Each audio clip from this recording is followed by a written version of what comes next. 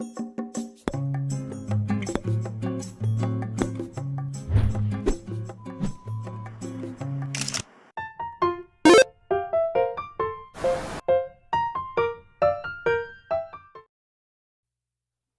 saintis muda, kali ini kita akan membahas materi biofisika tentang proses perubahan dan perpindahan kalor dalam tubuh makhluk hidup.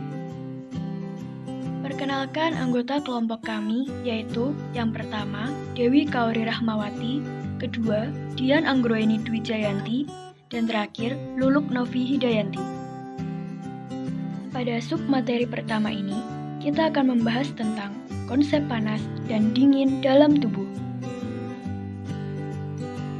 Pengertian suhu tubuh.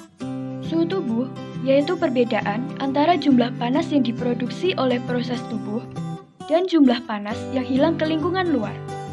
Pada suhu tubuh manusia, cenderung mempertahankan suhu tubuhnya dalam keadaan konstan, yang mana suhu tubuh manusia diatur dengan mekanisme umpan balik atau feedback, yang diperankan oleh pusat pengaturan tubuh di hipotalamus. Organ pengatur suhu tubuh. Termoregulator hipotalamus, yang terdiri atas hipoanterior dan hipoposterior. Hipoanterior berfungsi mengatur pembuangan panas, dan hipoposterior berfungsi mengatur penyimpanan panas.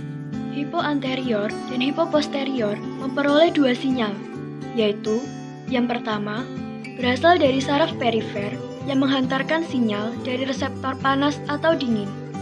Yang kedua, berasal dari suhu darah yang memperdarahi bagian hipotalamus itu sendiri. Termostat hipotalamus memiliki semacam titik kontrol yang disesuaikan untuk mempertahankan suhu tubuh. Jika suhu tubuh turun sampai di bawah atau naik sampai di titik ini, maka pusat akan memulai impuls untuk menahan panas atau meningkatkan pengeluaran panas. Pada submateri kedua ini, kita akan membahas mengenai asal panas pada tubuh manusia.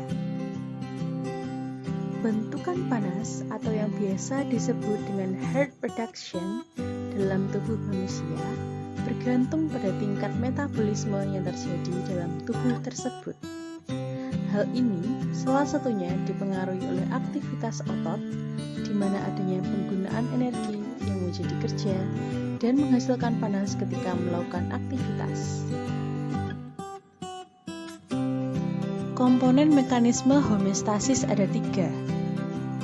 Reseptor, kemudian dengan adanya pusat kontrol, akan membahas sebuah efektor yang nantinya akan menerima sinyal dan menyesuaikan dengan efeknya dengan cara menstabilkan variabel untuk kembali pada keadaan normal.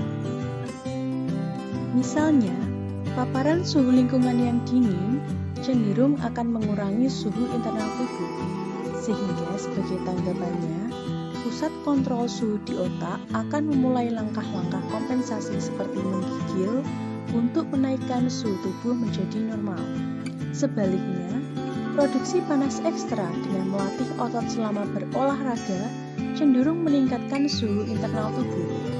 Sebagai tanggapannya, pusat kontrol suhu menyebabkan keringat dan langkah-langkah kompensasi lainnya untuk mengurangi suhu tubuh menjadi normal. Homeostasis sendiri adalah sebuah kegiatan yang menyeimbangkan kondisi dalam tubuh manusia dengan kondisi luar tubuh manusia. Mekanisme pengendalian kondisi homeostasis sebagai contoh pada pengaturan suhu tubuh.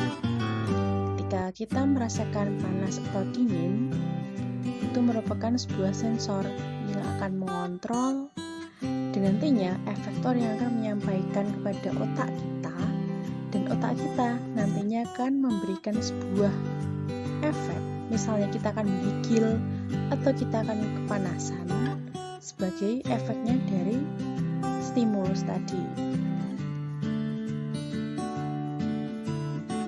Pada otak terdapat hipotalamus yang bisa mendeteksi fluktuasi dan menerima sinyal dari reseptor pada kulit dan struktur internal, kemudian yang akan memutuskan bagaimana menstabilkan suhu tersebut. Lalu, hipotalamus mendeteksi fluktuasi dan menerima sinyal dari reseptor pada kulit dan struktur internal, kemudian memutuskan bagaimana menstabilkan suhu, yaitu diatur oleh sistem saraf dan sistem endokrin. Gambar tertera sebagai berikut. Ketika terdapat respon suhu tubuh yang dingin, maka hipotalamus akan mengontrol agar tubuhnya menaikkan suhu dan menyebabkan pelebaran pada pembuluh darah dan juga pada organ-organ lainnya. Proses pengaturan suhu tubuh sendiri pada manusia disebut sebagai termoregulasi, dibagi menjadi dua, yaitu yang pertama vasokonstriksi, di mana penyempitan pembuluh darah karena mekanisme atau rangsangan tertentu pada tubuh. Vasokonstriksi bisa terjadi pada tubuh dalam keadaan di mana volume darah yang kurang seperti pendarahan dalam kondisi dingin atau pada kondisi shock tertentu. Yang kedua disebut vasodilatasi, yaitu pelebaran pembuluh darah menyebabkan air dapat keluar dari kulit karena pori-pori melebar dalam bentuk keringat yang membawa kalor dan secara tidak langsung menurunkan suhu tubuh karena suhu panas yang berasal dari metabolisme tubuh tersebut dikeluarkan dan ikut menyatu dengan lingkungan. Pada gambar berikut menunjukkan fase terjadinya vasodilasi dan vasokonstriksi, di mana ketika terjadi vasodilasi, pembuluh darah dalam tubuh akan melebar dan juga akan kehilangan banyak panas yang dilepaskan ke lingkungan. Lalu ketika vasokonstriksi, di mana suhu lingkungan dingin, maka pembuluh darah akan menyempit untuk menjaga panas suhu tubuhnya agar tetap stabil, sehingga panas yang dikeluarkan ke lingkungan akan sangat sedikit melalui epidermis. Mekanisme pengendalian atau disebut dengan kondisi homeostatis, yaitu ketika terjadi positive feedback, maka terdapat perubahan awal suatu variabel akan menghasilkan perubahan yang akan besar. Contohnya adalah proses pembekuan darah. Cara menjaga panas tubuh itu sendiri dibagi menjadi dua kondisi. Ketika terdapat produksi panas dalam tubuh dan membutuhkannya, maka kita dapat menciptakan panas tersebut dengan bergerak dan latihan ataupun menggigil yang mengakibatkan vasokonstriksi dalam tubuh dan juga dapat menggunakan pakaian tebal, maka suhu dalam tubuh kita akan meningkat.